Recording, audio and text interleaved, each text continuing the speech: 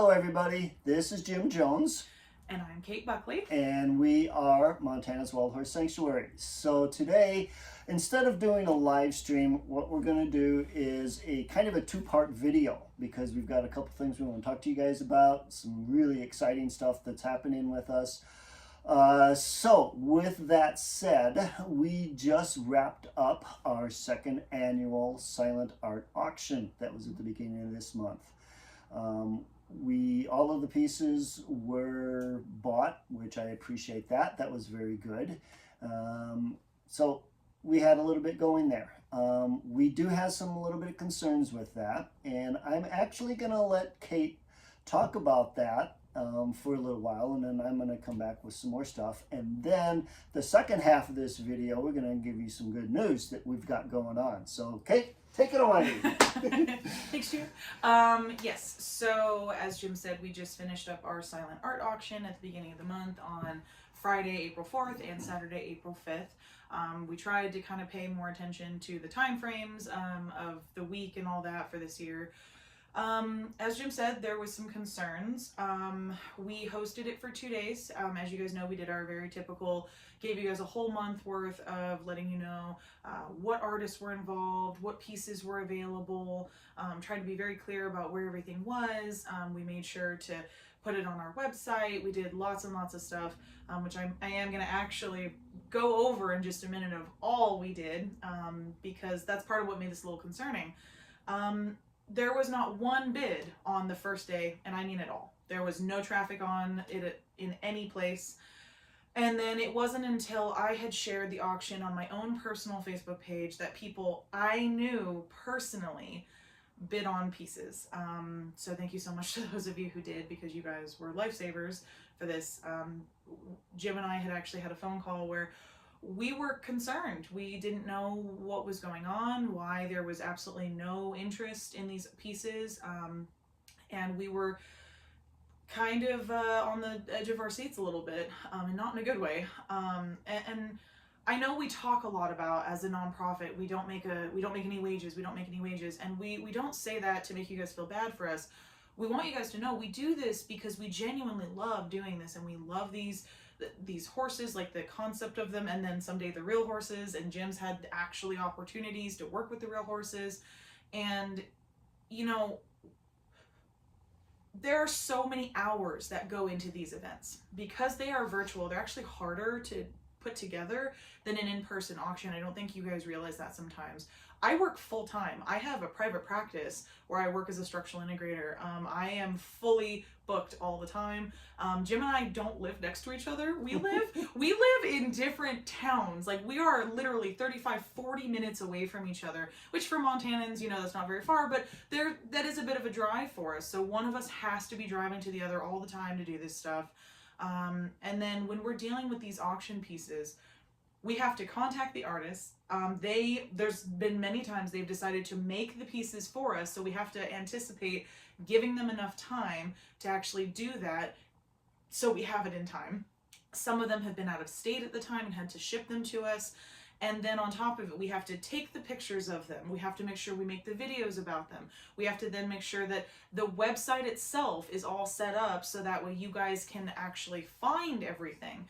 Then on top of making the website for the auction itself, then we also have to go onto our personal website, contact our website developer, give him all of the information for our event page and where it's going to go on the menu bar, and make sure that everything is updated on there.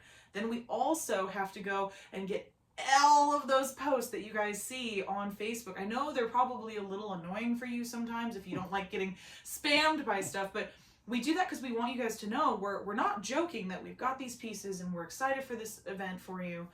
And then on top of it, then we have to make sure that we're watching for bids and trying to make sure that we're keeping things updated if it needs to be. And so the sheer number of hours that goes into some of these events for us, it is more than you would expect. And it's a little hard because it also kind of feels like you guys, not even just what we do, you guys also have to consider how much time these artists put into these pieces. Like the blown glass pieces, if you guys have ever seen anyone make blown glass, it is a very long process. and they gave us those pieces, you know, because they believed in what we did. And that was probably maybe 20-30 hours worth of work into those pieces. I'm probably underestimating how long it took for him to make those pieces. The piece for the resin cutting board, we know for a fact it takes her bare minimum almost 2 weeks to make those, because she has to engrave everything and then the resin has to set. Like, it takes her so long to make those pieces. Crafty Bear, same thing. They spend hours making these pieces on the laser boards and then carving them and wood burning them. Like, these were not small jobs for these people to do this, and they gave us these pieces because they believed in what we did. And I realize maybe for some of you this may be kind of an intense way to be like, what the heck happened? But we noticed a big change in the viewing of our page as of last year. Right around the time I came on, we started noticing a lot of you just kind of stopped interacting at all to any of the posts that we did. No more comments, no more messages, no more even thumbs ups on anything. And I don't know if maybe you guys got concerned that this was turning into like another social media thing, but that's all we got. It's our only marketing. It's our only way to connect with you guys, to get the word out, because we just don't have enough resources to do it anywhere else.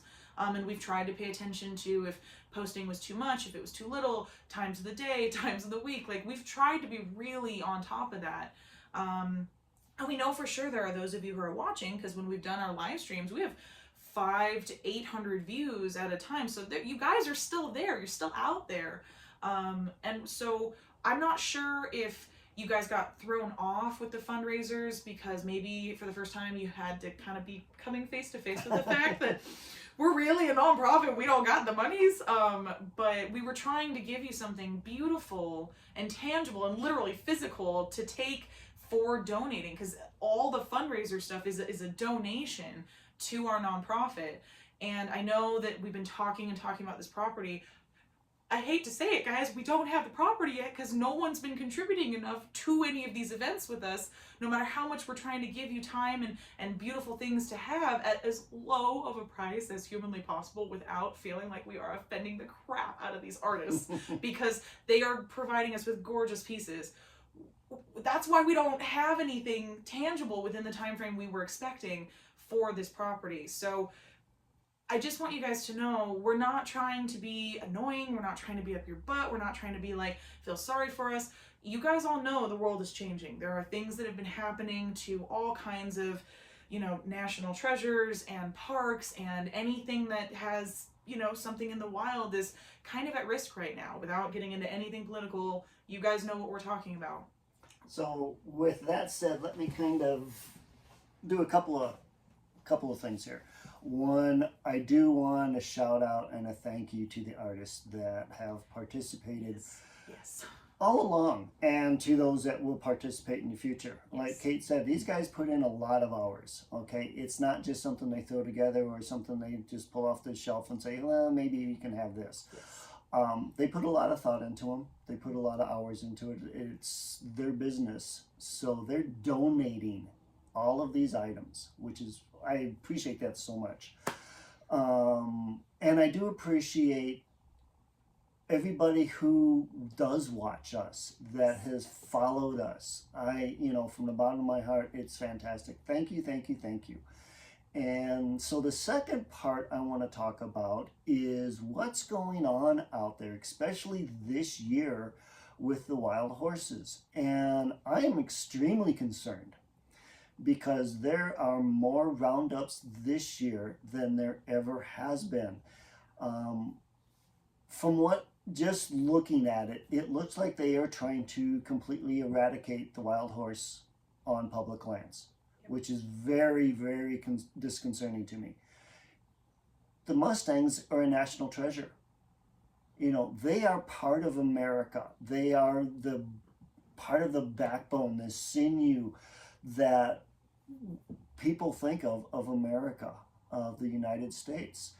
The wild horse is a huge, huge visible aspect of who we are as Americans, okay? And that's why we've started the sanctuary, is to protect that legacy, protect the horses, give future generations something to look at and something to see and learn about. So again, thank you for those of you who do follow us, who do comment. This year, like Kate said, it's been a little disconcerting because we haven't had a whole lot of feedback from you guys. So we don't know where you're at. Feedback is amazing. Even if, like she said, just a thumbs up on videos or posts or whatever, we know you're watching, we know you're listening, we know that you're on the same page we are. So we really appreciate that stuff. And so I'm going to kind of put a challenge out to you in the future. Please, more feedback, a little more support for us, because we are 100% nonprofit. And Kate doesn't get a salary. I don't get a salary. We do this out of love for the horses and respect for what they bring to America and bring to the world. Okay. And I just want you guys to know, I'm sorry if I got a little heated there. I promise. I'm not. I promise we're actually not mad at you guys. I know that that maybe is how it's sounding.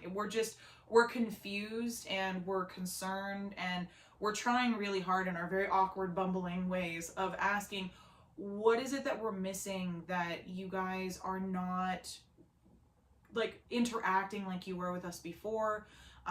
We want to be understanding, but this is actually how nonprofits do make a lot of their connections and their money now. Unfortunately, that's the way the world has gone. So I'm sorry if it seems like we're always coming to you with a handout, but unfortunately, that's literally how we survive. So just like Jim said, just please communicate with us more. Like we want to know what's going on, and those of you who want to help and want to be a part of this, right now, this is the best way you can be a part of it, is to interact and, hey, spend $10 on the raffle tickets when we have them in December. Spend the $30, bidding on an item for us when we do our auction, because it supports us, it supports the artists, and it supports our whole agenda of trying to save the wild horses. Okay, I'm done. Jim can take back over now. The soapbox is now broken. Sorry. So with that said, we're going to wrap up this portion of it. Yes. Now, I've got some really super exciting news that is going to be part 2, so stay tuned for that. And I thank you for listening now, and please, always support us, always comment, let us know if we're doing things right, if you guys want to see something different. Without that feedback, we don't know. So again, thank you for watching today. Thank you for the support that you have given in the past. And from the bottom of my heart and from the horses, it is a great deal. So you guys have a good day. Thank you. Bye.